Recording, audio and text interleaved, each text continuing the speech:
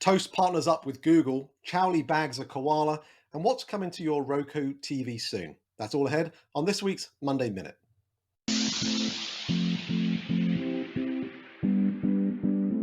Monday Minute works like this. We're going to ask each other 5 questions about headlines that have caught our attention on the world of restaurants, off premise, and technology that in some way link back to our book, Delivering the Digital Restaurant.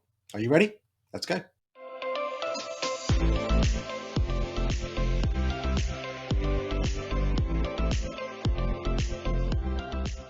All right, Carl, first question is for you this week. Google and Toast have announced a partnership, and we're big fans of Google ordering, so tell us about that.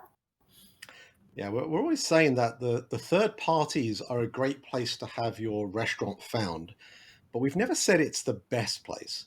And I personally think that the best place is Google. We've always said the toughest thing about all this off premise optimization is about converting customers to your first party channel from third parties. Well, what if you skip the need to convert at all? What if you could just take them first party direct from a Google search? This week's announcement from Google and Toast is doing just that. Seamless integration from Google Search, Maps, etc., across Toast ordering interface is a huge leap forward in my mind for restaurants utilizing the Toast POS platform. And such a function as this has existed in the past for restaurant chains. There's a partnership between the likes of Olo and Google, for example. But given Toast has such a large amount of smaller entities on their platform, this is big news for the independent, Meredith. Google's partnership is important because their own functionality has improved in recent years. You're able to search specific dishes like Thai green curry near me, or you're able to see the star ratings in the Maps results. And so they're taking restaurants pretty seriously as well. And I think the message is to restaurant owners is take your business seriously with Google My Business. That is a really important part of setting yourself up. Make sure you keep your information up to date. 43% of all searches are location based, meaning there's a great opportunity to be found if you focus on being search engine optimized. And I think what has been enabled through this partnership between Toast and Google is absolutely going to give the independent a leg up to getting more customers directly through their own platform. Yeah, so true. I think of my own consumer behavior when I'm looking for a restaurant. I search on the map.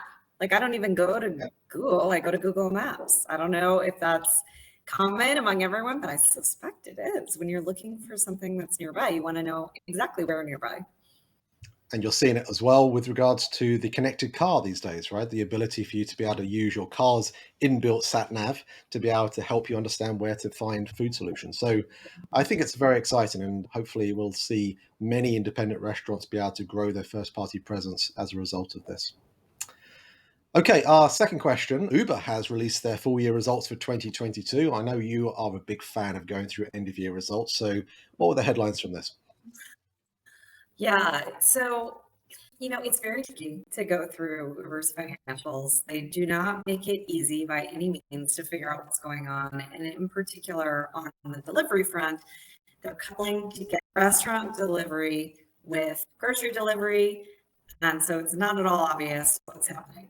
But there were two things of note as I was looking through. One was that growth rates have clearly slowed. Full year growth rates were much higher than Q4 growth rates. So irrespective of what kind of delivery, we can see that growth coming down.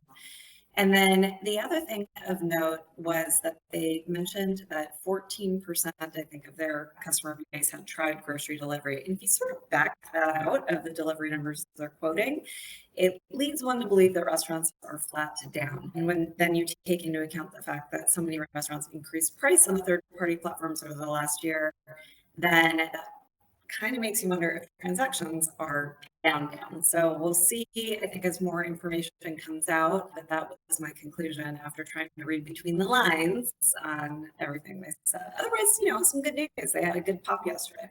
Okay, so Carl, we know Chipotle made a big investment in Hyphen, and now it looks like they're set to test the robotic makeline. So tell us about that. Yes, well, far be it from me to pat ourselves on our back, but it was only a few short weeks ago in our 2023 predictions that we said automation in the back of house is going to be a key focus this year. And the news feeds are pretty threadbare when it comes to drones right now. I'm not seeing much on that front. I don't know about whether you are, but lo and behold, Chipotle spring up in the news about how they're planning to utilize their partnership investment with Hyphen as part of their Cultivate Next fund. This came up as part of their end of year results call as well, and a litany of other things such as price increases. Their disappointing holiday promotion season also caught my eye. But the robotic makelines clearly is something that is of particular interest. What is it? It's a conveyor belt that moves down the line for all intents and purposes. So it's nothing necessarily that fancy, but when you can add the automation piece into this and you can add the ability to make the Chipotle bowls and burritos through that process, you're able to address two key parts of great off-premise optimization, and that is speed and accuracy. They hope to be able to get more than 350 meals per hour created through this particular technology. And also because it is automated, you've got to hope that order accuracy will also be improved as well. So as you say, testing is going to begin through the first half of this year. I'm going to be particularly eager to see how the results are.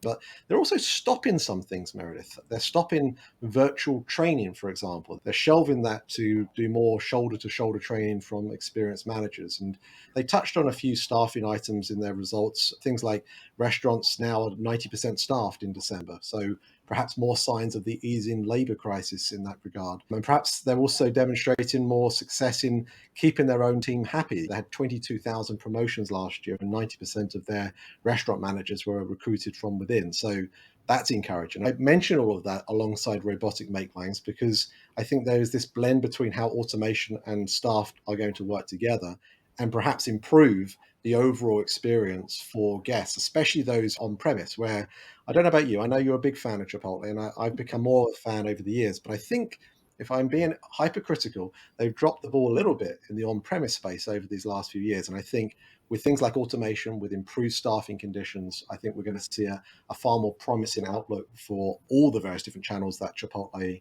are focusing on in the year ahead. So excited about that. And I almost got through talking about Chipotle without a Chipotle reference, but just it can't be done. Can't be done. exactly. Well, I can't wait to see in person. So Chowly, if you're listening, please invite me. Absolutely.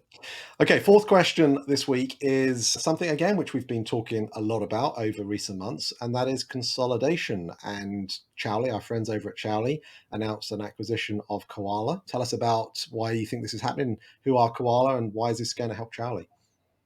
Yeah, well, first, I absolutely agree. It reflects the broader environment of consolidation happening in the industry. We've gone through this hugely innovative phase where there have been lots of new companies coming out, and frankly, a lot of companies that do very similar things. It's been just incredible, the amount of innovation that has hit the restaurant industry, which is awesome, but it's also been a little overwhelming and confusing. And so now we'll start to see these things go together. Chowly, of course, is a third-party order aggregator. And what Koala allows them to do is offer first-party ordering to their customers. So it's your classic, hey, you're already buying this from us. Why don't you buy this too? They also have a lot of data flowing through the third parties. So conceivably, they could use that to help bridge people over to first party and have one seamless order flow from the consumer into the restaurant, which is great. Okay, final question. Roku partnering with DoorDash this week. First of all, for our restaurant friends out there, what is Roku? And then second of all, what's the partnership all about? Yeah, so Roku is a device that you can attach to your television and get access to streaming television, much like you do with a Netflix account. But this is an actual box that helps you get access to streaming television without needing that dastardly cable box. I'm excited about this one, Meredith. I think this is good. You know, Wendy's is the first DoorDash customer to sell interactive click-to-order ads on the Roku streaming TV platform. The actual promotion, I think, is a $5 off a $15 spend, and it's due to kick off in mid-March. So this isn't live right now. But it offers very exciting potential for a customer watching a specific show to have perhaps specific DoorDash clients published in front of that dormant guest on their couch. So you can see why this is something to be excited about. I mean, there is a timing factor, though, right? You know, when do you sit down to watch TV, Meredith? After dinner? Do you sit down to watch a bit of TV and then think, what's for dinner? How do you think about this? It's different every day. It depends on what's happening. I mean, I think it's brilliant. And frankly, for me, it's a dream come true because, I don't know, 20, 25 years ago, back when I was a consultant, we were working on interactive television and the ability to place an order come to you. And it was, how is this going to happen? What's it going to take? And now here it is. It's so exciting to see. I just love it. And I can't wait to see how Wendy's does with it. Yeah, I think you're right. I think 20 years ago, you'd have been probably of a profile of a student or a young professional, right? So when you think about that angle, I think it Thanks, really Carl. works nicely. Well, I was too. So the thing is that we have somewhat more structured lives these days, you and I. And I think when you're in that younger contingent, and when you look at what Roku have done with their research, they say 36% of their users are using food delivery services weekly. So I think it skews a little bit towards that younger audience. But there's another component to this as well. There's a seamless nature to it. The fact that the profile, the address of the customer is probably already in the system. You've got the payment already in the system because people can use Roku to download movies, to purchase, or to rent. And so the ability to order your dinner with the same frictionless experience that you can rent or buy a movie just adds another reason as to why this makes it so much sense as Yeah. an offer. And for DoorDash, they're offering, for those people that sign up, an opportunity to get access to 6 months worth of Dash Pass.